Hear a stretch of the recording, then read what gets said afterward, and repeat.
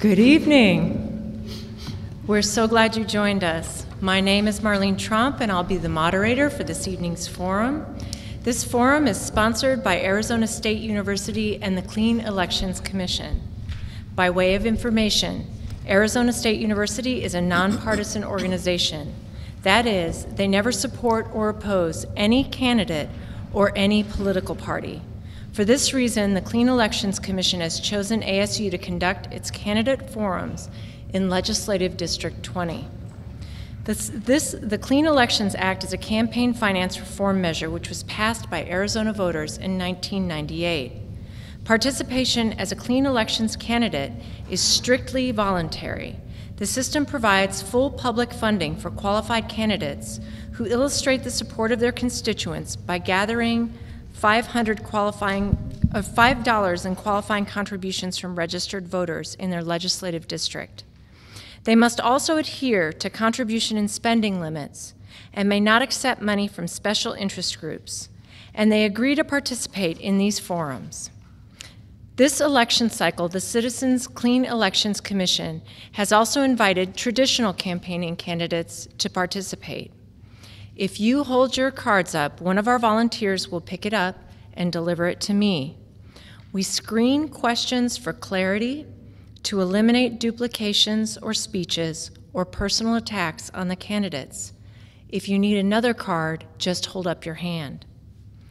There's an independent timer who will see that all the candidates have equal time for answers to the questions and will tell them when their time is up. We ask that you remain polite to all of the candidates and give them a fair and uninterrupted hearing, no matter how strongly you may agree or disagree with anything being said. This means no applause, outbursts, or cheers, except when we introduce the candidates. This is especially important as post-captioning services will be made available after the debate for those individuals that are hard of hearing. As such, I will refer to each candidate by their full name prior to each question and ask that candidates speak clearly into their microphone. Also, before we get started, we ask everyone to please turn off or silence any mobile phones or other electronic devices that you may have with you. Our format this evening will be opening statements, 3 minutes. 2 minutes to answer audience questions, 3 minutes each for closing statements. The candidates this evening running for Senate are Patty Kennedy, Democrat and Clean Elections candidate, and Kimberly Yee, Republican. The candidates this evening running for the House of Representatives are Anthony Kern, Republican and Clean Elections candidate, and Amy Schwabenländer, Democrat. The order in which the candidates will speak is determined alphabetically by their last name and will progress from that starting point. The closing will be in reverse order. Patty Kennedy, will you please start the remarks? Thank you. First, I would like to thank the Citizens Clean Election Commission for giving me the opportunity to share my hopes for the state of Arizona. And I would like to thank all of you for making the time tonight to be here and for being active participants in your community. I have lived in LD20 for most of my life. I graduated from high school here. I got married here.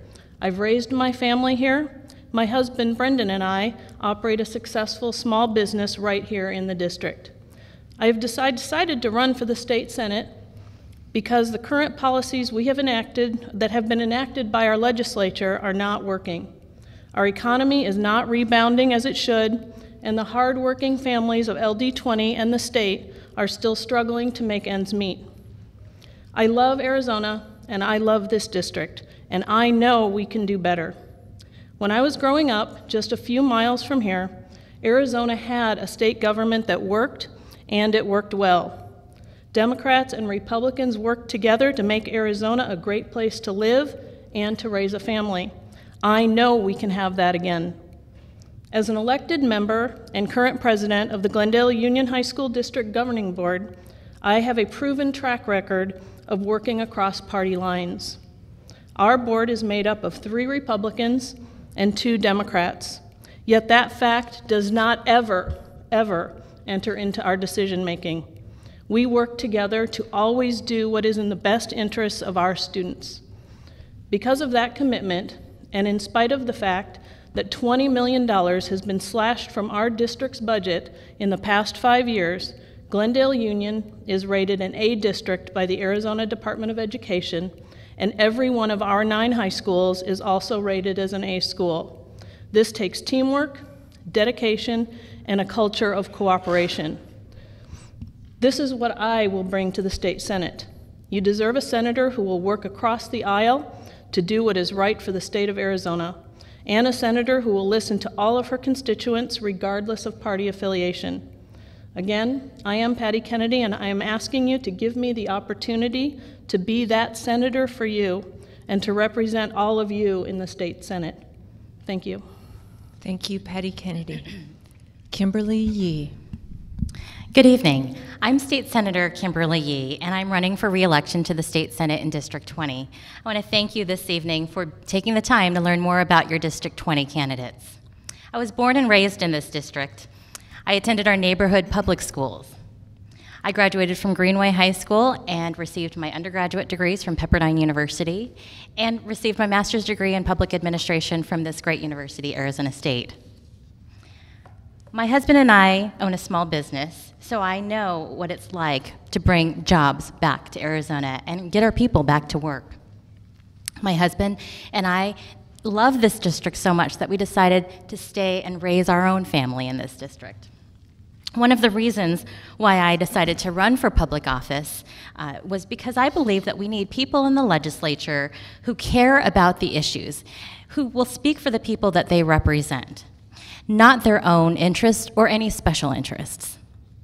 I am about the policies, not the politics. It's important to elect a senator who you can trust, someone who has the integrity and the honor, who will carry out the policies at the state capitol. If you look at the bills that I represent, I work across the aisle and I ask Democrats as well as Republicans to co-sponsor the bills with me. And we work together around the table to determine those policies. Take a look at the website and you'll see that these are all the co-sponsors for the last 4 years. I also bring to this position over 18 years of public service.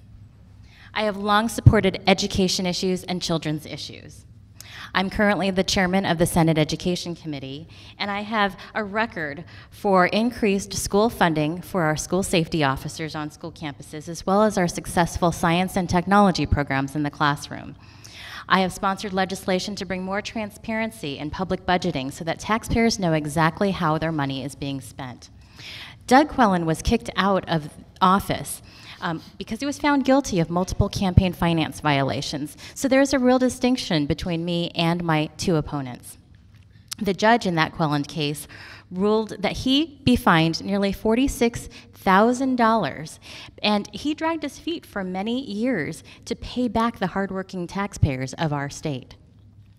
Patty Kennedy is the other opponent in this race, and she is simply too liberal for this district. She wants to raise your taxes at every level and supports big government programs like Obamacare and Medicaid expansion.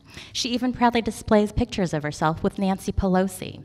Her voting record on the school board shows over and over again her support to increase your property taxes. While she's running for the state senate, she also wants to simultaneously serve on the school board. And I know firsthand that the time commitment just isn't there to effectively carry out the duties of both state senator and another position 100% of the time. My name's Kimberly Yee. I ask for your vote. Please visit my website at kimberlyyee.com. Thank you, Kimberly Yee. Anthony Kern. Thank you. Thank you to Clean Elections, and thank you for attending this event tonight. It's an honor to be up here wanting to represent you in the state legislature. My name is Anthony Kern, and I am running for the State House. You get 2 votes for that position on your ballot, so I would ask for one of those votes. My beautiful wife, Jenny, sitting in the front row. She's a great supporter of mine, and I really appreciate her input and her support. I was originally born in Minnesota. I come from a family of 14 siblings, which is quite large, from the same mom and dad. I was right in the middle of that, so I know what it's like to to compromise and work with people, definitely. I have a business degree. I recently graduated from the Glendale Law Enforcement Training Academy, so I'm pretty proficient in public safety. I opened up a small business yesterday, a private investigator business with the Arizona Department of Public Safety. And I've dabbled in public or small business in the past, but this time I really want to make something of it and go strong with it. I am endorsed by the National Federation of Independent Business, which is a small business organization. I am also endorsed by Councilman Sal DeCiccio, by the Arizona Police Association, Arizona Free Enterprise Club. I am a state committeeman. I've worked hard in our district for Republican issues and Republican causes and conservative issues. I'm a precinct committeeman also. I volunteered, a PTA president. I've worked with the Maricopa Association of Governments. I've been in public service for approximately 27 years and have a lot to offer there. I know how government operates, and I really want to be your representative to represent you, the people. A lot of politicians get in office and they forget what they've told the voters. It is election year, so beware. You're going to hear a lot of politicians say what you want to hear. But I do support government that is limited. I support property rights. I support personal responsibility. I believe our government has overstepped its bounds, its constitutional authority, and I'm working. I love Arizona. I want to work hard for you, and I look forward to being your representative November 4th. Thank you. Thank you, Anthony Kern. Amy Schwabenlander. Thank you. Thank you to the Clean Elections Commission for this opportunity this evening and for everyone in attendance. My name is Amy Schwabenlander, candidate for the House of Representatives. I love Arizona. There's so much that is beautiful and amazing about our state. At the same time, there is so much at stake for its future. That is why I am running for a seat in the House of Representatives. I can no longer watch as the legislature stalls due to ideology, avoids solving problems, and cuts vital educational and social services for our current and future residents. A little bit about me. I grew up in Wisconsin. I received my undergraduate degree in communications and business administration at Trinity University in San Antonio, Texas, and then my master's in business administration at Marquette University in Milwaukee. And now I have lived in Arizona for 17 years, and this is my home. I have a decade of experience in sales and marketing at both large and small corporations, and I've spent the last 10 years working in the nonprofit sector. I have the great opportunity to work all across the valley. I consider it an honor, the job that I have, to work in a very nonpartisan way to bring together social service agencies, the government, business, and the faith community to resolve complex issues facing our region. I work on tough issues like hunger and homelessness and poverty, and I have seen success in those areas when we have real plans with goals and measurements to mark our progress. For example, in close partnership with the City of Phoenix, the VA, and the Arizona Coalition to End Homelessness, we ended homelessness for the chronically homeless veterans in our community. There is still much work to be done, though. We need representatives at the Capitol that are proven leaders and dedicated to their constituents. I am a community leader, a planner, a problem solver, and a pragmatist. And I'm the right person for the job in the state legislature. My priorities would be to develop a long-term sustainable plan for the public education system and to create more jobs that pay higher than minimum wage. Everyone deserves a fair chance at education and career, regardless of their race, ethnicity, disability, gender, or age. I will work to represent the diverse constituents of our district and all of Arizona in a fair and equitable way. Thank you. Thank you, Amy Schwabenlander. So I'll begin with audience questions, and I'll start each question with the person who's first and move down the row, and then the next question will begin with the second person. We'll move through all four candidates, then the third person and move through all candidates.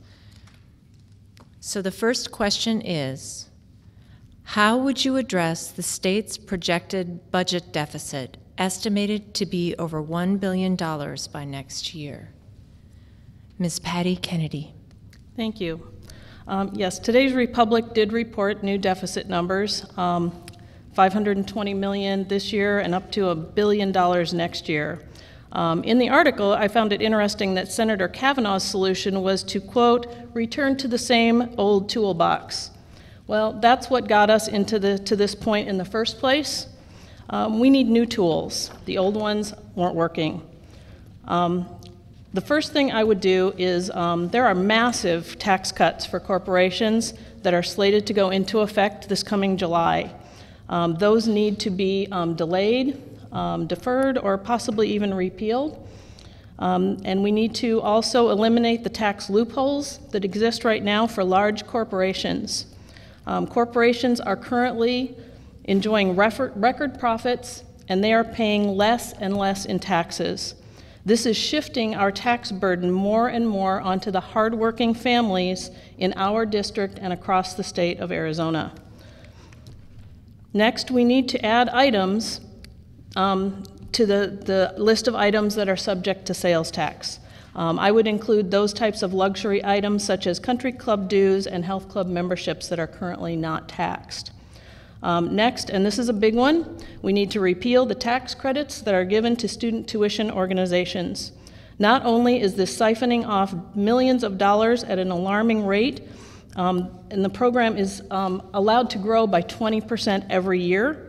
The largest of these STOs is run by a state senator, Senator Yarborough, who pockets close to $700,000 a year of your tax dollars and my tax dollars in salary and benefits from this organization.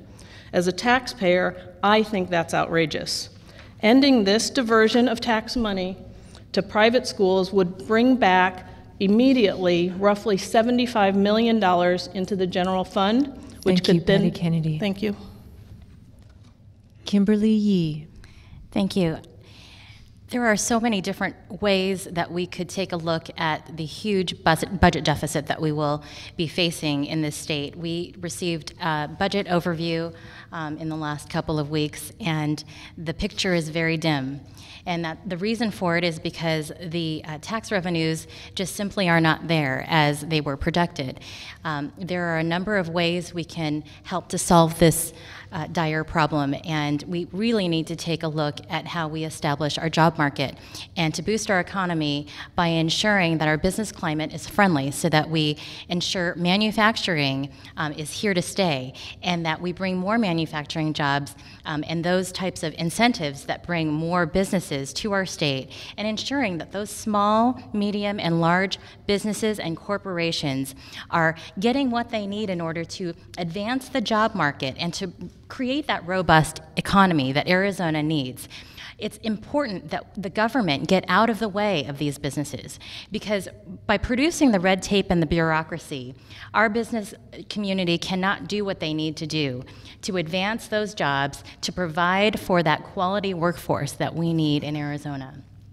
I believe that there is a rainy day fund that we will need to be able to tap into, and that will produce about $400 million. That's not going to be enough, clearly, but it's important that we use those rainy day funds, I believe, for education programs, because education is such an important aspect to when we talk about the job market. When we talk about boosting our economy, we've got to talk about education, workforce development, vocational programs, and all of those elements that create a better, more successful workforce so that we can move forward in our economy and get back to prosperity for Arizona and its citizens. Thank you, Kimberly Yee. Anthony Kern. Thank you. Good question. I have attended two budget hearings in the past week, and the forecast for the future does look dismal. That's due to mainly, I'm looking at the 14 allowed budgeted for sales tax, and that was 5.7%. In 2014, the fiscal year 2014, it actually came in at 5.5. Individual income was budgeted at 3.7. It came in at 1.9, and corporate income actually was budgeted at a negative 3.5%, and it came in at a negative 13.1%. What we're seeing in Arizona is a reflection of the national policies that have been implemented by the Obama administration. What we're seeing in Arizona is job growth being very slow. When job growth is slow, of course, revenues are going to be down. So what I would agree with Senator Yee in that we need to make it a business-friendly economy. We need to draw citizens into our state. We do need to provide technical trades and institutions to teach people various jobs in the job market.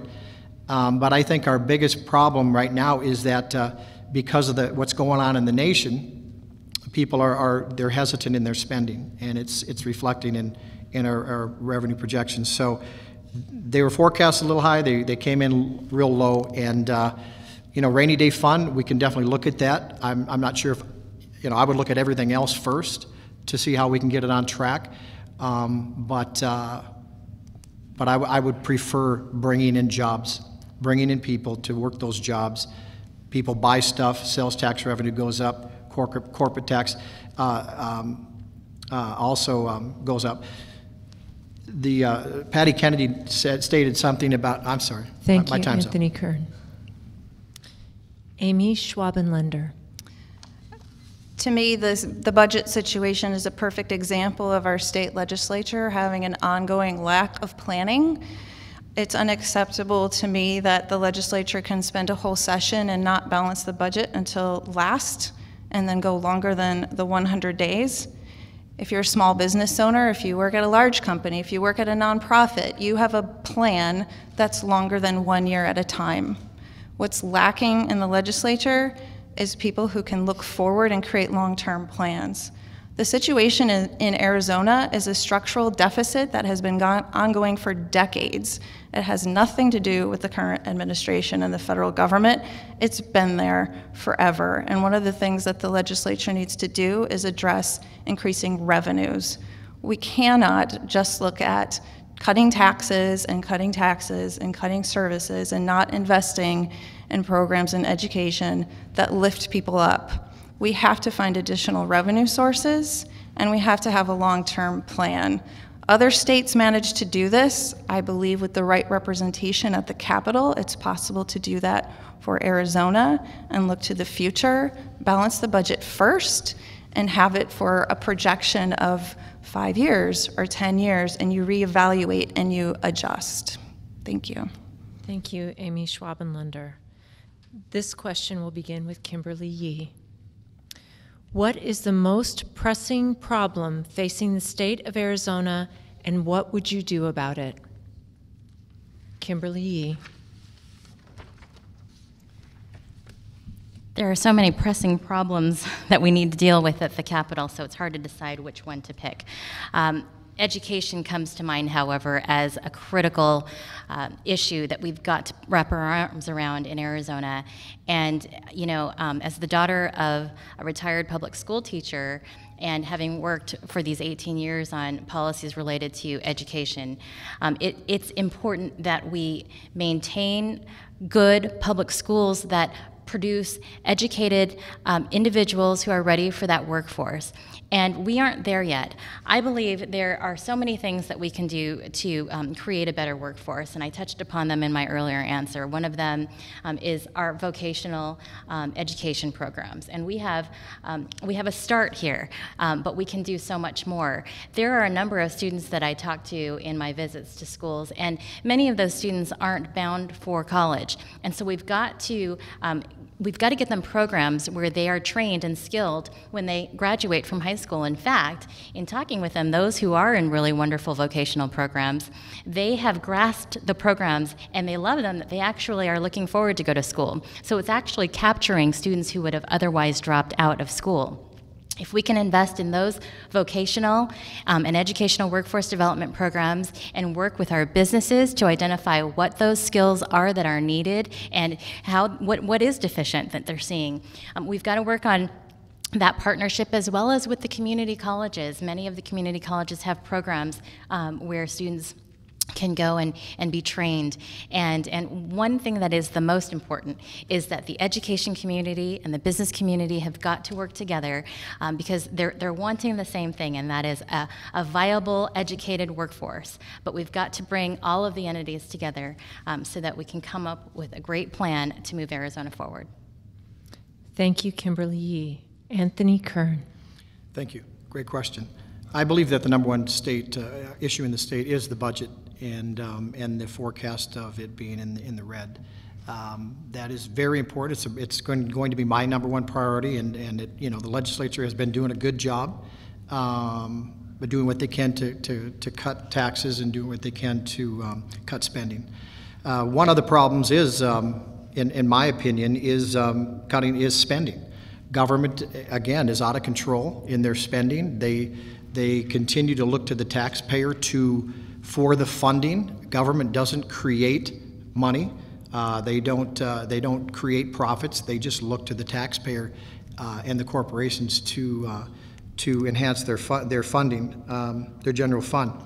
So I do think that budget is the number one issue, and I do think that we need to continue to lower regulations, remove regulations to draw in business. We need to market our state to bring in people that are qualified to do the jobs. We need to, like Senator Yee said, businesses and education work together to create their goal of we need responsible workers, and we have a workforce out here. Let's train them to get them into these jobs. So budget taxes, I think, need to continue to be reduced where they can be. I think Arizona is definitely on the right track. I think the legislature has done a great job in the past, and I want to be part of them doing a great job in the future. Thank you. Thank you, Anthony Kern. Amy Schwabenländer. Given the non-funding of public education for inflationary increases, to me, the public education system and making it sustainable, and again, having a long-term plan for public education is the most pressing issue. We will not increase revenue to our state to address the budget unless we have a strong public education system. We won't bring more jobs to Arizona and create a stronger workforce if we do not have a strong public education system that's preparing children and youth for life after high school, whether that's college or vocational school or just a job after they graduate high school. It doesn't matter. We have to be addressing the long-term future of public education. We have an inflationary increase that's due back through 2009. That's the first priority when the legislature goes back into session. And to me, it's irresponsible to trying to appeal the court ruling and to waste time appealing something that's already been decided, and that investment in education was a voter-approved initiative. So the state has to look at public education, address it for the long term, and at the same time be talking about that to increase businesses that pay jobs that are above a minimum wage for the sustainability of our working families here in our district and across all of Arizona. Thank you. Thank you, Amy Schwabenländer. Patty Kennedy. I have to agree that the funding and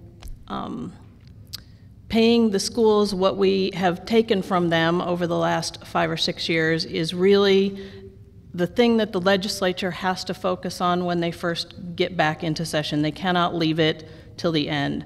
The court has said they need to pay them the $317 million now. That can, in the short term, be taken from the rainy day fund. There is more than enough in that fund to cover that single expense. I thought it was interesting that my opponent mentioned that, how strongly the business community and education leaders have to come together. They have done that, and they have come together in support of the Arizona College and Career Ready standards. Those standards are not supported by my opponent. I see those standards at work every day in our schools. They are rigorous standards, and they are only standards. Going forward, I think the residents of Arizona really have to have a serious discussion with their elected officials about their priorities for spending and revenue. People have to tell their legislators if they're interested in infrastructure, state parks, child welfare, DPS, public safety.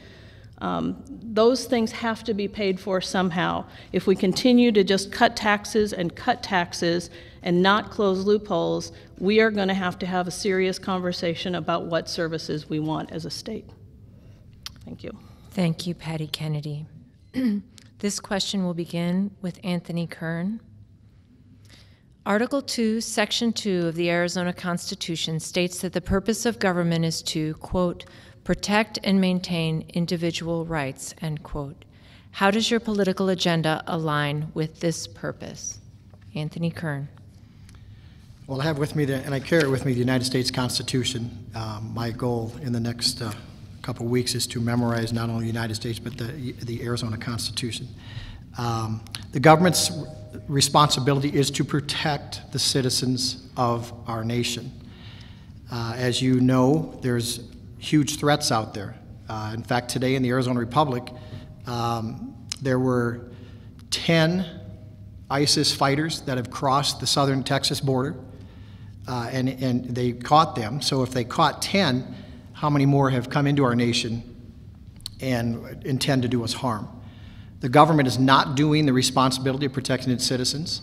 The government has allowed a porous border at Arizona's southern border, and I will do everything I can to stop the influx of illegal immigration. I will do everything I can to seal our borders and put up, if it takes a fence, if it takes the National Guard, if it takes training citizens to go down there, I will do that. I will go down there myself. Our job as a representative is to protect the citizens of our state and our nation, and our government has failed in that. And if they continue to fail in that, I'm afraid tragedy will happen. You heard about what happened in Oklahoma. That is not, I'm afraid that will continue. So we need to do what we can, and we need to, as a government official, protect the citizens. Thank you. Thank you, Anthony Kern. Amy Schwabenlender. Is it allowable to ask you to repeat the question? Yes, I can. Thank you. repeat the question. Article 2, Section 2 of the Arizona Constitution states that the purpose of government is to, quote, protect and maintain individual rights, end quote. How does your political agenda align with this purpose? Thank you for repeating the question.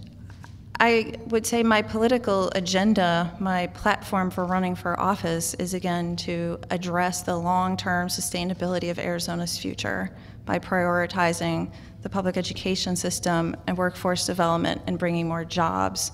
The role of government is to make sure that as individuals, constituents, residents, voters, that we are respected for our individual beliefs and rights and freedoms in that process of engaging in community life. The government's role is to make sure that as individuals we're safe as far as accessing the programs in our community, that we have a strong infrastructure. There's nothing in my agenda or priorities that is about taking away individual rights. I respect everyone's right to believe what they want to believe and support what they want to support. And I see nothing in my platform or agenda that is about reducing individual rights. Thank you, Amy Schwabenlender. Patty Kennedy. Thank you. I am all about individual rights. Everyone in this state, everyone in this country has a right to believe the things that they believe, to worship the way they want to worship, to have access to public services, to public lands. The immigration issue and the border security that Mr. Kern mentioned, those are federal responsibilities. The state cannot afford, with our current budget projections, to spend dollars that are needed elsewhere on federal issues. As a member of the state legislature, I could work closely with my federal legislators to try to spur them into action to take care of those obligations that are theirs. As a state legislator, my job is to make sure that DPS is fully funded, that our National Guard is ready to be deployed at the pleasure of the governor, and to make sure that the people in this state are free to exercise their personal rights as residents of this state and as of citizens of the United States. Thank you. Thank you, Patty Kennedy. Kimberly Yee. Thank you. I'd like to say I just love the question because it is so important to maintain our individual liberties and our personal freedoms. And the sad story is that under the Obama administration, we have lost so many of those rights and our freedoms day in and day out. And that is the sad story of today. And I'm worried for America because as we see our rights get dwindled away, we are talking about Medicaid expansion, Obamacare. These are the issues that take away an individual's right to decide their own health care and to decide the doctor that they want to go and see. Families want to be able to live how they live. And who is the government to get in the way and tell individual families how they should conduct their lives? And so it's a great question because I do believe we are at a heart in America where we've got to pursue our individual liberties and keep our states governing the way the states want to govern. What we're seeing is a federal government that is placing a big blanket over the states and their right to determine how to best govern their state. We're also seeing a federal government tell individual schools exactly how they should run their schools and what they should teach inside those classrooms. That's not about local control. I believe parents and families and individuals should make those decisions because they are what America is about. Thank you. Thank you, Kimberly Yee. This question will begin with Amy Schwabenlander. Many bills that have made national headlines have made it through the state legislature, including SB 1070. How do you perceive their impact on Arizona's national reputation, and how, as a state legislature, would you respond? Thank you for the question. In my work, I have an opportunity to participate in conferences across the country, issues again related to homelessness and anti-poverty, and it's been an embarrassment to have a name tag that has your state on it and have people almost feel badly for you because when they hear about SB 1070 or SB 1062, they can't believe that in Arizona, a place where they think is the Wild West, and we respect our rights to our personal freedoms and liberties and our personal choices, and yet we have bills that get passed that really limit our access and our liberties and our freedoms. For me, one of my goals is to be a representative at the Capitol, again, represent our district in a fair, equitable way, work in a very nonpartisan way, and remove us from the jokes on the Jon Stewart show and every other national television show that makes fun of Arizona. And I'd love to go to a national conference and say, I'm from Arizona, and I'm so proud, and to have other people go, that's great. Arizona is one of the best states in the nation, and I would love to come and spend money in Arizona as a tourist and contribute to your economy. Thank you, Amy Schwabenlander. Patty Kennedy. Yeah, frankly, I too am pretty tired of seeing Arizona as the featured act on Comedy Central and all of the late night talk shows. We're better than that. We've always been better than that. We are not a state full of hateful people. We need the easiest way to change our image is to change the leaders who are in the legislature, who propose these bills and get them passed, and to elect leaders who will concentrate on real issues. We have real issues in this state. We need to stop worrying about divisive wedge issues that serve no one well. I will work every day to improve the lives of the people who live here in Arizona. We had a functional government in the past, and we can have that again. We just have to be brave enough to elect the right people. Thank you. Thank you, Patty Kennedy. Kimberly Yee. Thank you. Well, this evening I'd like to talk about the policy issues, and I think the question gets at the heart of what the bills were that were passed from the state legislature. With respect to 1070, it was about securing our borders, and I believe there are a number of families out there who really want to make sure that our porous border between Arizona and Mexico is secure. We're talking about families that are being on the border who have been affected, and their security has been affected because of our porous border. So let's talk about the issues that brought 1070 to the table. And the last time I checked, religious liberty was our first freedom guaranteed by the United States Constitution. So when we're talking about religious liberty, we're talking about allowing individuals who live and worship and believe a certain way to be able to maintain that sincerely held belief, not only in their homes, but once they step out of their homes and into their workplaces, they aren't going to be stripped of that right for them to be able to believe freely about what they sincerely hold in their hearts. And so those are the policy issues that are complicated, but we deal with them day in and day out, and they're an important discussion that we've got to work with around the table. And I do believe, though, that when we are talking to individuals in Arizona, they do want to secure their borders, and 1070 did that. Thank you. Thank you, Kimberly Yee. Anthony Kern. Thank you. I get offended when I hear people say that our state is, of course, I've never heard them, to be honest with you, and I've traveled all over this country, and I've never heard anybody talk bad about our state. The Obama administration says the same thing about our country. Oh, America's such a disgrace, America's such a disgrace, but yet people all over the world, and I've traveled many countries, are dying to get here. Look at our borders. How many people are coming across the Arizona border to get here? The issues of 1070 was sealing our borders. It was protection, which is what the government should be doing. Arizonans want to be protected. They want their borders secure. The issue about 1062 was not only a religious liberty issue, but it was a freedom issue. It was freedom for a business to make a decision whether or not they want to serve somebody. Now, we just talked about liberty, and on Amy's platform, she said, well, I don't want to take anybody's liberty away. That's not on my platform. But yet they're in support of 1062, or they're against the 1062, and they're against the 1070.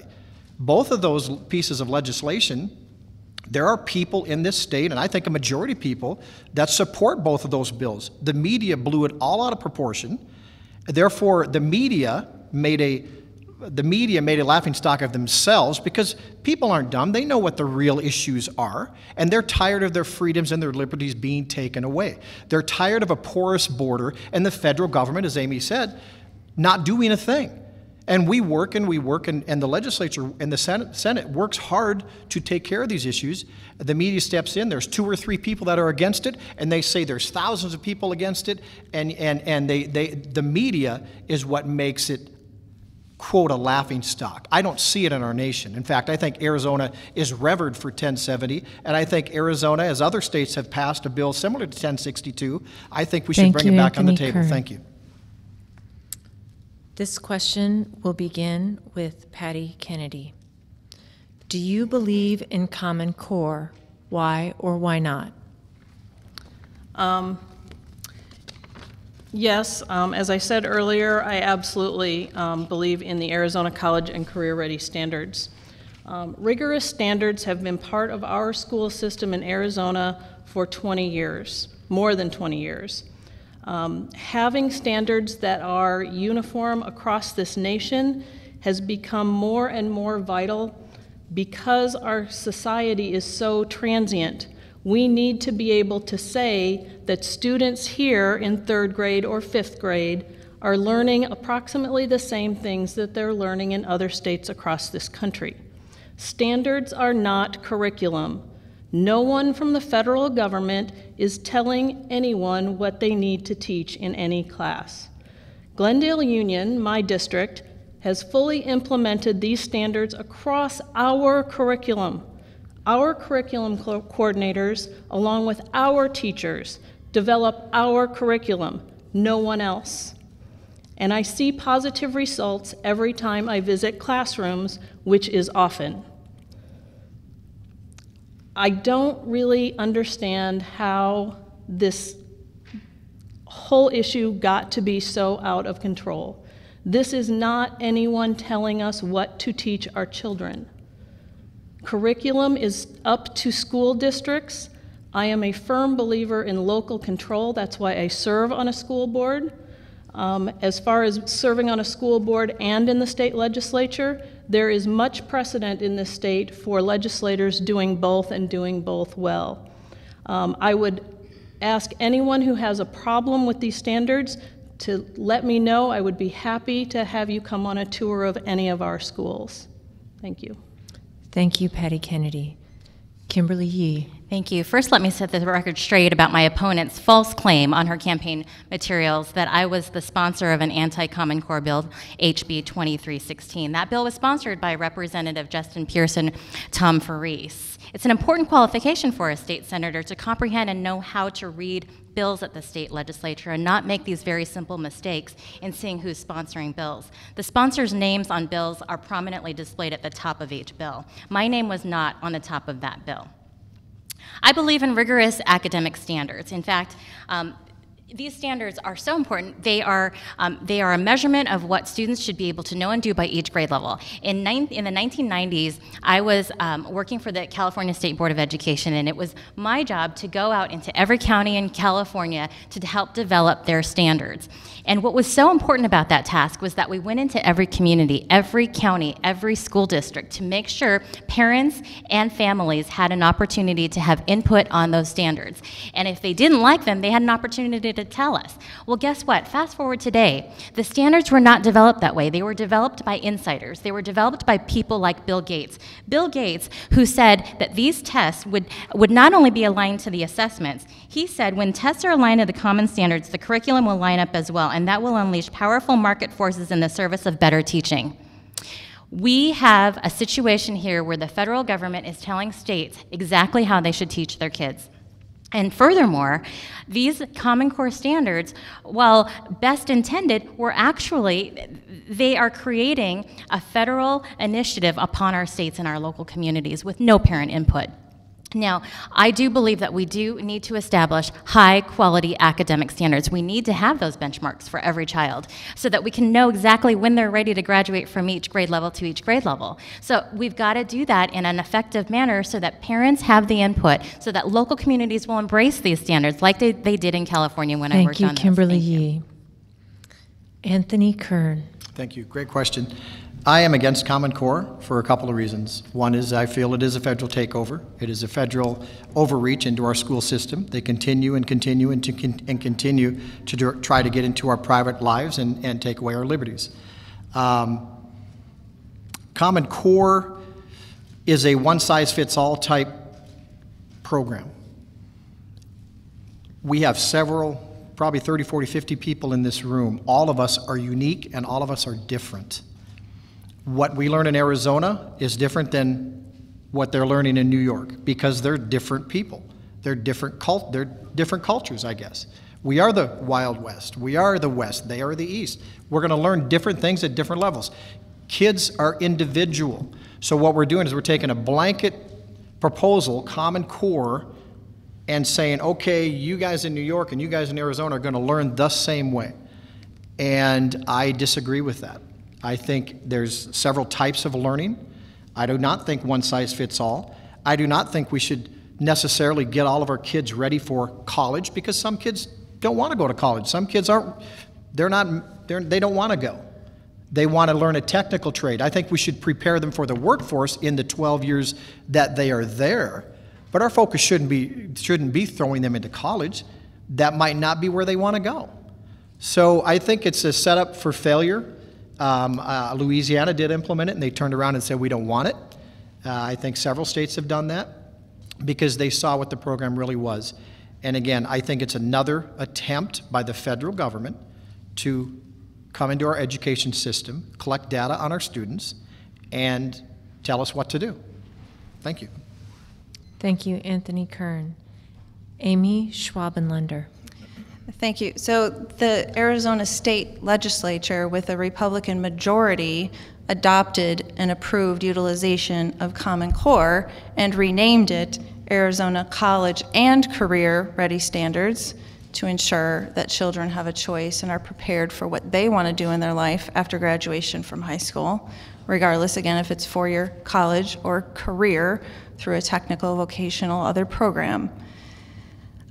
I support implementing the standards because they've already been approved. Schools have already been working towards their usage, and the standards provide a bar for achievement. They are not necessarily resourced well enough for teachers and parents and principals to know what to do with the standards. Clearly, there's a lot of miscommunication if four of us can be saying different things about what they are and how they're intended to be used. My thought is the legislature should support the implementation of the standards since they already approved them, and to find ways to engage the parents and the teachers in the conversations and to make adjustments if those standards don't work for everyone. I've met teachers who work with special needs and medically fragile children. They're concerned about the performance of their classroom.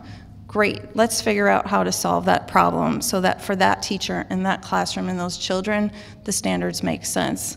Otherwise, I firmly believe the standards allow children in Arizona to be competitive with children across the country for jobs and for their future after they graduate from high school. And a family who moves because they're in the military, their children should be able to go from a third grade classroom here to a third grade classroom in another state and have the same expectation about what the curriculum and their standards for performance are, although the standards are not the curriculum. Thank you. Thank you, Amy Schwabenlunder. This question will begin with Kimberly Yee. Earlier this year, Governor Brewer vetoed a bill passed by both chambers in the Arizona legislature that would allow ride-sharing services such as Lyft and Uber to operate under special regulations different from those of traditional taxi services. What is your view on this legislation? Kimberly Yee. Thank you. That was one of the hottest topics at the end of our legislative session this year, and it was really a difficult decision for me personally to make because both issues, both sides had very good arguments for why they wanted their bill to pass. One side wanted to further regulate the new evolving industry called Lyft and Uber, and Lyft and Uber were trying to sort of create their new innovative approach, their new business here in Arizona without further government regulations. So as a Republican, as someone who wants to get government out of the way, someone who wants to lift the red tape from growing and innovative businesses that are actually growing our economy.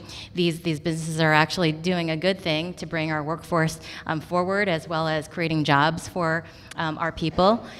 It was a very difficult decision to make, and quite frankly, I didn't know how I was going to vote until I actually walked onto the Senate floor that day. Now, I ended up siding with the innovative businesses that were bringing their new approach to Arizona and ensuring, however, with my vote, that fingerprinting and other specific public safety rules were in place to make sure they were a safe business to do for their consumers, for the people who were sitting in their cars. And I was assured that that language was placed in the bill before I cast my affirmative vote to make sure that bill moved forward. Now, the bill and the issue is it's going to come up again. And I have told both parties that I will continue to revisit the issue because I need to know the facts in front of me. And I will, I might even, at this point, if I see that there are some issues that didn't get put into that bill to ensure the safety of those those riders in those cars, we need to ensure that language is placed in the bill. Anthony Kern. Thank you. Great question. I, without knowing all the facts of the case, and I would like to educate myself a little bit more on this, but I would definitely side with Uber and what was the other one? Lyft. Lyft and Uber. That's Uber. because I believe in free market, and I believe that once government steps in, they just stifle ingenuity, they stifle creativity, they want to regulate, they want money.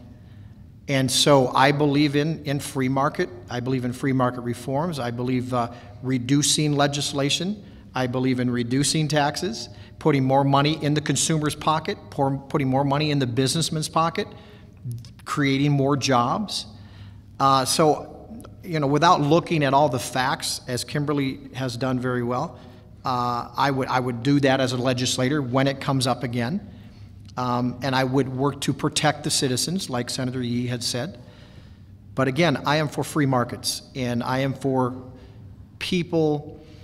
You know, when I go out on the street and I talk to people, and I talk to small business owners, a lot of them have closed shop because of the taxes, because of the regulation, because of all the limitations that they have put on them. So they're not out there doing what they want to do. They have to go find a job.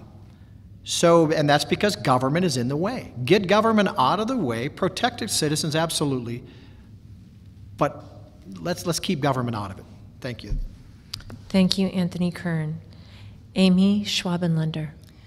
Thank you. I'll be very brief. I have not used the services of Lyft or Uber, nor am I familiar with the bill that was proposed and passed. So should it come up again and I was an elected official, I would review the information, look at the data and the facts, and make an educated decision about the issue.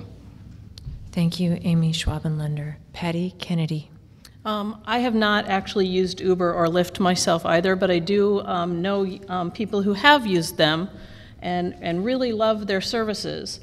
This was a big issue, and it pitted those two new startup companies against well-established taxi companies. And while my opponent always says that she is for, you know, liberty and less government, she does on occasion vote for more regulation. I have not heard of any problems with people being abducted or bad things that have happened to people who have used these two services. And I'm not saying that I would necessarily vote for them in the next session, but I think every bill has to be looked at in its entirety, and it really needs to be weighed as far as how it affects each side. And that goes for any bill, not just this bill. You know, there are always two sides to every bill. For every positive, there's always a negative on the other side. And our job as legislators is to look at that and try to make the best decision that we can make in any particular situation. Thank you. Thank you, Patty Kennedy. This question will begin with Anthony Kern. What was your opinion of Governor Brewer's decision last year to expand Medicaid in Arizona? Anthony Kern. Thank you. Great question. I am opposed to the Medicaid expansion, and I believe compassion begins with the individual and not with the government. Arizona, I think the latest figure I read was 24% of the population is on access. That's 1 in 4 people are on access right now, that we as taxpayers are paying for that. I don't know what the requirements are to get on access necessarily, but I have seen people out there recruiting access services and recruiting people to get on that for whatever reason other than big government again. The Medicaid expansion is government, I think it was Senator Yee that said it earlier, government telling you which doctor you're going to use, the kind of care you're going to get, and what hospital. They're going to determine whether or not you get the service or not. The Medicaid expansion is a short-term solution on a long-term burden. In the next few years, we talked about budget and the deficits that is coming. And I will work to repeal the Medicaid expansion. Once the government steps back and takes the money back, who's going to pay for that? Somebody had said to me earlier, well, this Arizona can just step out. The government quit funding. Well, how are you going to tell 400,000 people that you are no longer going to have Medicaid? How's that going to play out? So I personally think we need to nip it in the bud. I think compassion begins with faith-based organizations. I think compassion begins with the individual. Medicaid expansion is another federal overreach. of 1/6 of our economy has been taken over by the federal government, and I will do everything I can to repeal it. Thank you, Anthony Curran. Amy Schwabenlunder. Thank you. Arizona had the level of Medicaid coverage that was then reduced in 2010 and now restored. Medicaid was not expanded for Arizona. We were once an envy across the country because we had coverage for single childless adults up to a higher percentage of federal poverty level. In 2010, the legislature dropped single childless adults. When they did that, hospitals lost money because people on access, their care is paid for. When they're not on access, they go to an emergency room, and you and I pay even more for their health care coverage. Medicaid is not the Affordable Care Act. Medicaid has existed for decades prior to the Affordable Care Act. No one on Medicaid is told who they have to see or where they have to go for treatment. And people are on access because in Arizona, 1 in 5 families lives below the federal poverty level because we do not have jobs that pay wages for self-sufficiency and living at a standard where you can pay for all of your health care. There are income requirements to be eligible for access. There's nothing fraudulent about participating or enrolling people in access that are eligible for it because it gives them proper health care coverage, and it does cost the taxpayers less. When the state cut the coverage, hospitals lost money. When the Medicaid coverage was restored, the hospitals went back to their revenue streams and they were no longer losing the same amounts of money. So Medicaid restoration was a smart thing that the legislature did, and I would not do anything to cut back or reduce the level of Medicaid coverage in Arizona. Thank you, Amy Schwabenlunder. Patty Kennedy. I also fully support the Medicaid restoration in Arizona. Currently, those costs are being borne by the federal government, so in the short term, at least for the next few years, this is not costing the state of Arizona any dollars. However, it is providing thousands and thousands of residents and poor children with really needed health care.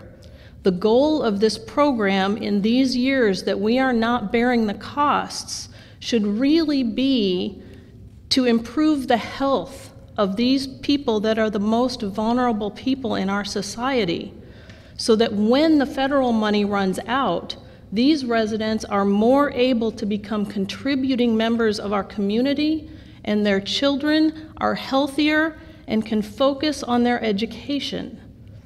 We as legislators need to see the long-term payoffs of this, and we need to work towards this goal instead of wasting time trying to undo what is already done. Hospitals are seeing a 33% decrease in unpaid billings. Those had to be written off as bad debts in the past. So this is actually increasing their bottom line, and that is good for our economy. Thank you. Thank you, Patty Kennedy. Kimberly Yee. Thank you. First, as a general principle, I don't believe that we should be moving people from private insurance to a government-run program, particularly when it comes to health care. I believe that the American dream is about opportunity and about being successful and a productive member of our society. And what happens when we expand welfare, we make it easier so that members of our society who are able to work are being told that they can be reliant on public assistance. And that's contrary to the promotion of personal responsibility and getting out there and working and achieving that American dream. It's also sending the wrong message to those who live in certain zip codes that they can't achieve that American dream. I don't believe that's to be true. I do believe that we do need to provide a safety net for those individuals who are temporarily in a financial hardship. And that's why we have access. That's why we have government programs to help those individuals. But it shouldn't be a long-term goal for someone to sit on the welfare rolls. And that's what we're doing when we're providing these government-run healthcare programs. We're telling our future, children that, it's okay if you want to sit on your hands because we're going to provide for you and you don't have to go out there and do your own thing and work. Democrats, like my opponent, they love Obamacare. They love Medicaid expansion because their goal is to transform healthcare in America into a government health care system run by a big, powerful government. President Obama is taking away every one of our freedoms, and healthcare, Medicaid expansion, all of these are perfect examples of how our individual freedoms are being chipped away day in and day out under his administration. And the Democrats are lining up to follow that course. And it is, it's a story about making Thank you, sure. Kimberly Thank Yee. you. The next question will begin with Amy Schwabenlander. How important is it to you to work in a nonpartisan manner? Amy Schwabenlander. Thank you. To me, the state legislature should be focused on working in a nonpartisan manner. It shouldn't matter what letter is after your name. Unfortunately, we have partisan elections for the state legislature, and so we work in that system. The way the legislature has been lately is so stuck in their polarizing ideologies and not working together and not moving Arizona forward. To me, where I've had success in my work, in my experience, is by working with people that maybe I disagree with, maybe I don't have the same personal belief as them, but when we focus on a common goal to solve a problem, then we can really get things done. And I use that example of veteran homelessness because I work for United Way. I'm proud to work at United Way. We have to improve our communities, and we have to do it in a way that everyone works together. When we could sit down together with elected officials, government staff at the state, county, and the city level, along with the Veterans Administration, and solve a problem of housing chronically homeless veterans, more than 200 of them in less than 6 months, to me that's success.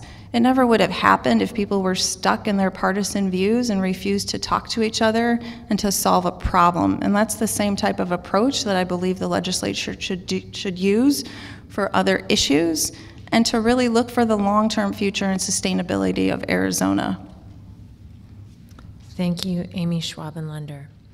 Patty Kennedy. My experience both on the Glendale Union High School District Governing Board and in my own business has really taught me the value of consensus and of having meaningful discussions with all participants on all the issues.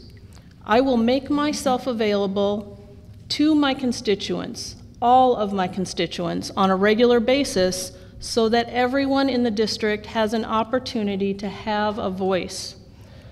It's important that the hardworking residents of the district know that regardless of their party affiliation, that I am representing all of you in the legislature. I have a proven track record of working across the aisle with Democrats and Republicans to make responsible decisions. I want to bring that to the state legislature to benefit the families and the business owners in Arizona and in my district. Thank you, Patty Kennedy. Kimberly Yee. I think it is critical that we work across the aisle when we're at the state capitol. In fact, some of my closest colleagues at the legislature are Democrats, believe it or not. We actually have lunch together. We talk about what we're going to do after work. And it's okay, you know, we can be friends at the end of the day, but argue about the issues inside committees. However, I want to talk about the many bills that I have sponsored with the Democrats at the state legislature in my time there. I worked, in fact, a Democrat brought to me a bill that we passed this year. It was a fingerprinting bill to make sure that our kids are safer in our classrooms. It required that schools look at the option of providing fingerprinting to their non-certificated personnel. Those are the individuals who are non-teachers. They're individuals who might be, working in the cafeteria or janitors, people who are working throughout the school but are not fingerprinted already. That was a critical bill, and I worked across the aisle with the Democrats Democrats, and they helped sponsor that bill with me. I also worked on transparency bills, bills that put sunshine on our public budgeting. And these bills passed unanimously at the Capitol, and working with co-sponsors who were Democrats as well. That bill allowed for individuals like you and I to go on our computers to make sure we can see how our expenditures are being spent, from a lobbyist to an individual who is an elected official, and make sure that you know exactly what money is being spent on those elected officials and how often they're going to lunch. That bill was my bill, and before that time you would have had to have gone down to the Capitol and request a public records request. I also worked on anti-bullying legislation with Democrats, and we ensured that students and inside of our schools have a policy in place in case a bullying incident happens and emergency personnel are required to get onto that campus immediately. It's also important that we work with Democrats to make sure that we create the best policy. And on issues that are going to be divisive, the reality is that you're going to separate those issues. Thank you. Anthony Kern. Thank you. Great question. Appreciate it. Of course, I want to work with Democrats. I want to get good legislation passed. Talking to many Democrats in our district, they are just as fed up with the federal government and some of these policies that have been coming down on the Democratic side. They're fed up as fed up as we are, as I am. In case in point, there are many Democrats out there that support Second Amendment rights. There are many Democrats out there that support 1070. Maybe not in this room, but there are. I find it kind of funny too. When I walked in the room, I noticed where people sat, and even in this room, there's a partisan. There's Democrats mainly on one side and Republicans mainly on the other, which is kind of, I just caught that and I mentioned it to somebody. I thought that's kind of, So I guess it's kind of human nature to be partisan, and in an election year, of course we're all going to say we're going to work together, and I want to work together. I enjoy talking to people. But debate is good also, and we have two different philosophies. Democrats are for big government. They think big government is the answer to society's ills, whereas Republicans believe in self-governance. Republicans believe, and I believe, in limited government, personal responsibility, free market reform. I don't think that government should be taking money out of our pockets just to fund their big pet projects. So, I will do everything I can to work together, but I have deep-rooted philosophies. I believe in our Constitution, and I believe that our government, and mainly when it's a Democratic-controlled government, has taken away a lot of our liberties that are under this Constitution. They've taken away our religious rights. Everybody's agreeable unless you disagree with them, if you know what I'm saying. So I want to be partisan. I want to work with people, absolutely. But there are certain things that I can't budge on. That's Second Amendment rights. That's individual liberty. Thank you, that's Anthony self-government. Kern. Thank you. The next question will begin with Patty Kennedy. What is the most serious challenge facing the state of Arizona? Patty Kennedy. Really, there's three issues, and they're really woven together into one issue. Those are the budget, jobs, and education. And those three really have to work together.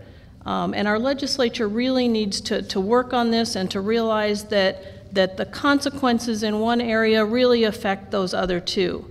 We absolutely have to have a world-class education system here.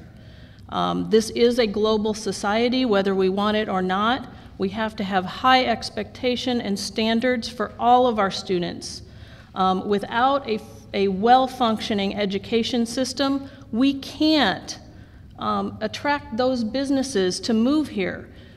Businesses won't want to come here because they can't find employees, and business people won't want to move here because we can't educate their children. So everything works together. If we don't start thinking of it as an investment in our future, then I think that we're lost. We absolutely have to realize that education is not an expense. It is an investment in the future of Arizona. Thank you. Thank you, Patty Kennedy. Kimberly Yee.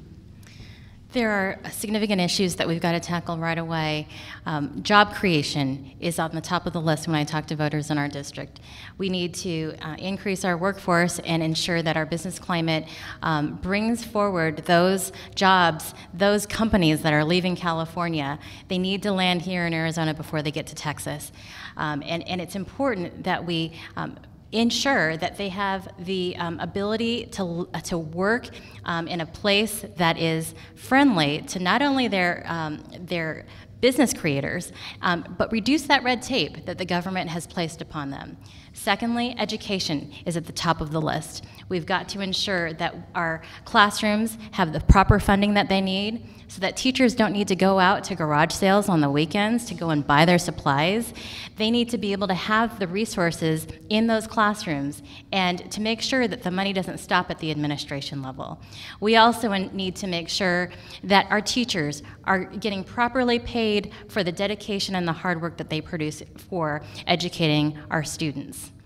Also, we need to ensure that we keep our neighborhoods safe and our border secure. I have worked with public safety and law enforcement in my time at the legislature to ensure that we have laws on the books to make sure our children are safe in our schools and that our neighborhoods have the funding they need for the individuals that are looking after those neighborhoods. And it's important that we all work together to define what those important policy issues are as we move forward with our 2015 legislative agenda. Thank you, Kimberly Yee. Anthony Kern. Thank you. Great question. Could you repeat it just for clarification? Sure. What is the most serious challenge facing the state of Arizona? Well, I've written down 4. I'll go from the bottom up, and these are not in chronological order. But I think the number one issue is securing our borders. I really do with the threat of the world, the threat in the world, and the threat to our cities now, Chicago, New York, Los Angeles, Phoenix, and the news coming out of ISIS fighters coming across the borders. What does it matter about education? What would it matter if they destroy one of our cities? Let's take Phoenix, for instance. Let's say they had a bomb and they just blew the city up. What would it matter if we had a state budget? What would it matter if we had education system? What would it matter? So I think securing our borders is a huge priority, and I think our voters want a secure border. They want to feel secure, and they don't. Education is a priority. I think education right now is funded properly. I just think that the funding formula needs to be looked at. As Senator Yee said, a lot of that money is stopped at administration. I've talked to many, many, many teachers, and they all say they do have to go to yard sales and get their supplies. They have to have fundraisers in the classroom to get funds for their papers and pencils and projects. So if we're spending billions of dollars in education, where's it going? Where's the accountability there?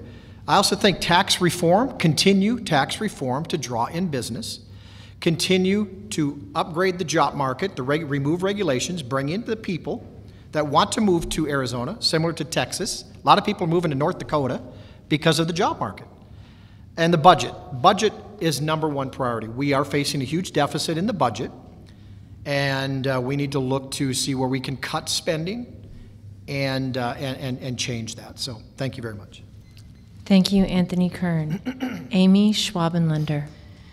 Thank you. As we've already discussed, to me, the serious challenge is having a sustainable plan for the longevity of Arizona, and that encompasses public education and job creation through stronger workforce development. We have to increase revenues to the state. There's not enough revenue to sustain Arizona. And again, as I said before, we don't have a long-term budget. We have a structural deficit, and until we address that, we increase revenue, we improve the public education system, bring more jobs to Arizona to stimulate the economy, to support local businesses so that they're creating more jobs that contribute directly to our local economy, we'll never move forward. We'll be living in a year-to-year cycle and looking at the budget and looking at how we support public education, and we'll just keep cycling through the same process over and over again. So for me, it is about having long-term plans, looking at sustainability, thinking past one legislative session out at least several years, if not 5 years or 10 years, and you go back and you adjust those plans as necessary if things are not working. Right now, we have no plans for any issues facing Arizona. Thank you, Amy Schwabenlander. We've run out of time for questions, and we will now move on to closing statements. As you may recall, those go in reverse order. So we will begin with Amy Schwabenlander. Well, again, thank you everyone who attended. I'm glad to see so many smiling faces. Looking back at us, it would have been lonely to just be up here without anyone in the audience. Thank you again to the Clean Elections Commission, and thank you to the fellow candidates for ensuring that we had a lively discussion in front of all of you. As a traditional candidate, my participation tonight was optional. As you can see, the incumbent who's running on the slate for the House is not present.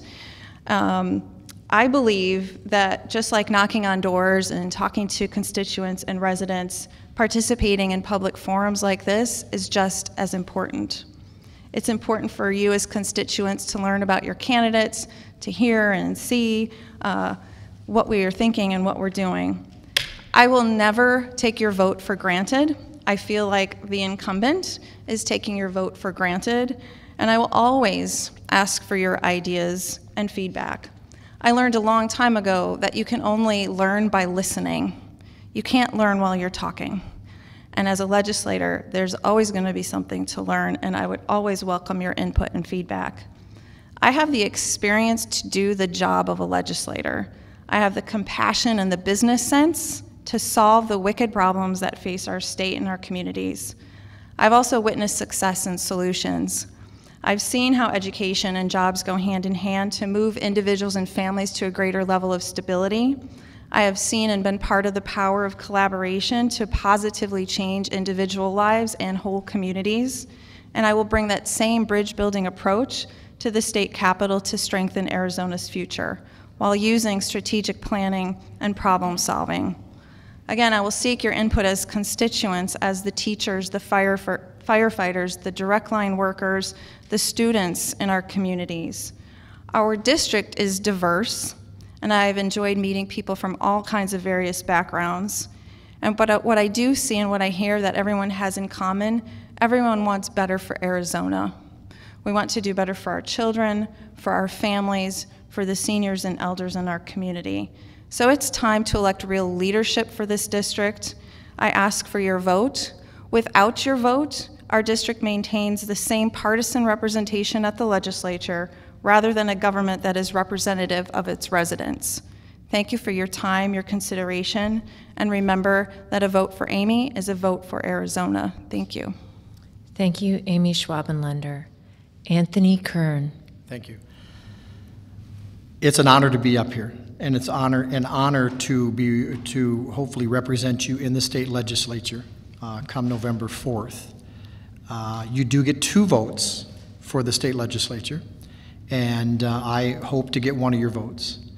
I enjoy working with people. I have made it a part of my personal agenda, and my wife knows, of I will meet and set up meetings every other month with the constituents, with the citizens of Legislative District 20. I want to communicate. I don't just want your vote and then you'll never see me again. I want to continue knocking on doors. I enjoy listening to people and empathizing with them and putting myself in their shoes. Democrats, Republicans, we are all Americans.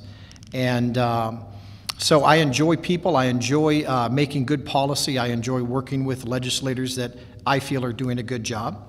Earlier we talked about being partisan, and beware election year, you're going to hear what you want to hear, and a lot of politicians say that, but I have a flyer here that I just wanted to bring up. It says, "Fed up with radical politicians." This is sent out by Amy Schwabenlander.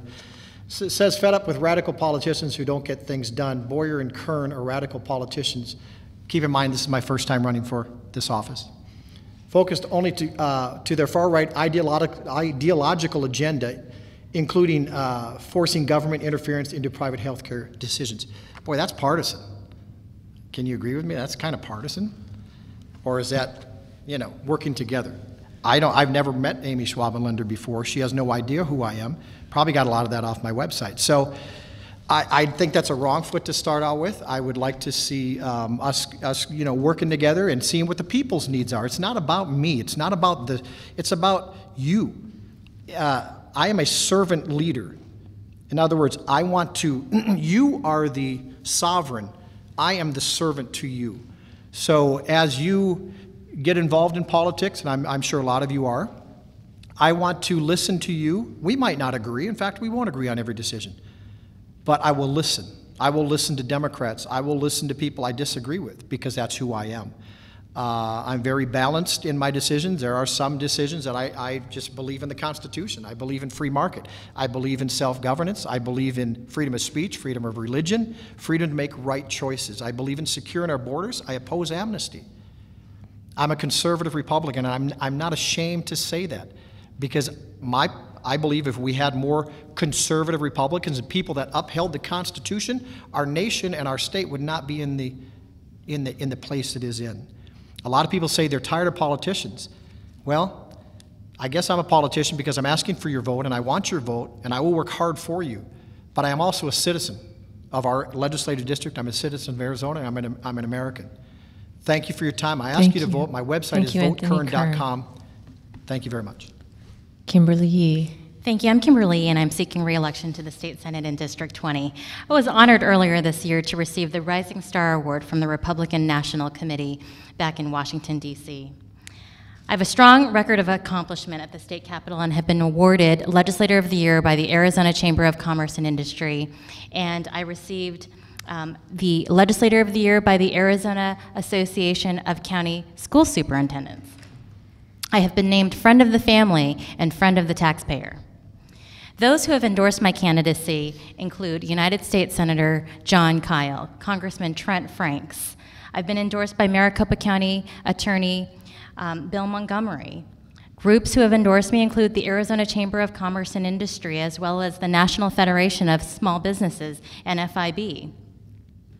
These individuals have endorsed me because they know that I can be someone you can trust and will continue to do what is best for this district and what is best for Arizona. I care deeply about the issues that affect each Arizona family in our state. And I am working hard to preserve those values to ensure that we have the quality of life that each family deserves in Arizona. I come from a long line of business owners, and so I know that it's critical that we work to create more jobs in our state, and that we need to educate our workforce so that they are prepared and ready to go on the job and be the successful workers that we need to create that robust economy in Arizona. I remain committed to improving our education system, including supporting our traditional public neighborhood schools, and will continue to fight for that additional funding to be used in our classrooms and rewarding those dedicated teachers who play such a critical role in developing the young minds of our school children and preparing them for success in the workforce. Public safety, including border security, will continue to be a priority for me. It's important that we keep our children safe in our schools, that we keep our neighborhoods safe for our families. I've successfully fought for more funding for school resource officers that are on our school campuses. I'll continue to work with law enforcement and our county prosecutors to make sure that our Arizona borders are safe, protected, and secure. Now, tonight I want to recognize the many registered independents in our district, because your voice is important to me and how we consider the laws that we adopt at the state capitol. I think we agree that we must move forward with smart policies, not divisive ones. We need to bring people together, not take them apart. I am proud to work across the aisle to bring diverse groups together around the table to accomplish the best policy for Arizona. I'm Kimberly Yee. You can visit my website at kimberlyyee.com. It's time for us to bring more jobs to Arizona, to create a better education system for our children, and to protect and secure our borders. Thank you. Patty Kennedy. Thank you. Thank you all for taking time out of your evening tonight to be here, to listen to all of us. Thank you to the traditional candidates who chose to be here. Anthony and I had to be here. Not that we wouldn't have been here anyway, but we agreed to that when we agreed to take clean elections funding. As you can tell, there is a clear choice in this election. I am not a career politician. I am doing this because I love this state and I love my district. We can continue the failed policies of the past, or we can choose to again make Arizona the great place that I remember from my childhood, a great place to live, a great place to work, a great place to raise your family. I can go through an entire list of endorsements also, AEA, Arizona Cops, probably the best school superintendent we've ever had in this state, Carolyn Warner, former representative from this very district, Jackie Thrasher, and also former Republican Representative Roberta Voss. That's neither here nor there. Everybody gets endorsements from people who think like them, but those are some of mine. You've trusted my opponent and her policies, and those have failed you. They failed our district and they failed the state. I was really very glad to hear her say that she really wants to put those lobbyist gifts online so that everyone can see them, because she was listed third on the list of legislators who took money and gifts from special interests. So it is really fair to ask, who is she representing? Arizona cannot afford to have a state legislature that continues to focus on divisive wedge issues and issues that are the responsibility of our federal government. We can ask our federal legislators to do a better job, but we have to, as a state legislature, really focus on the problems that we can handle and that is our responsibility to handle, and we need to think about them in the long term. I need to go into the legislature and not worry about whether I'm going to get elected in 2 years. We need long-term answers. You've already trusted me with your most precious resource, your children. I'm asking you to trust me again. I will work every day for you in the legislature and be your voice. Please visit my website at www.kennedyforaz. I am Patty Kennedy, and I am asking for your vote on November 4th. Together, we can make the state the state that I know it can be. Candidates, we thank you so much for participating in our forum. And we thank all of you who took time to come and inform yourselves before voting. We encourage you to find out more about clean elections and the candidates running for office by visiting www.azcleanelections.gov. A video of this forum, as well as other Clean Elections forums, will be posted on that site within 72 hours of the scheduled forum. Also, we encourage you to complete the survey you received when you arrived and return it to the registration table. If you did not receive a survey, they are available at the registration table. Thank you all for coming tonight, and good night.